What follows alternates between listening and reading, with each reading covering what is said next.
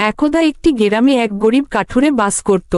সে জঙ্গলে কাঠ কেটে তা বাজারে বিক্রি করে জীবিকা নির্বাহ করত। কাঠুরে জঙ্গলে হাঁটতেছে, সে কোথাও কাঠ খুঁজে পাচ্ছে না। কাঠুরে অবশেষে একটি কাঠ খুঁজে পায় এবং কাঠটি কাটতে থাকে। হঠাৎ তার সামনে একটি ভূত এসে দাঁড়ায়। ভূতটি তাকে 3টি আদেশ করে। সে যদি তার আদেশ মানতে পারে তাহলে তাকে মুক্তি দিবে এবং কিছু উপহার দিবে। প্রথম আদেশ, একটি নিষিদ্ধ পুকুর থেকে তাকে একটি পদ্ম ফুল এনে দিতে হবে।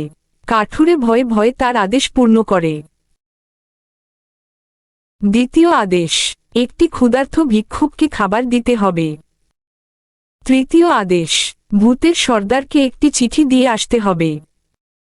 কাঠুরে তার সকল আদেশ পূর্ণ করে, তাই ভূতটি তার সাহস দেখে তাকে পুরস্কার দেয়। পুরস্কার পেয়ে কাঠুরে মহা খুশি, তার আর কষ্ট করে কাঠ কাটতে হবে না। কাঠুরে মনের আনন্দে হাসতে হাসতে বাড়ি ফিরে যায়।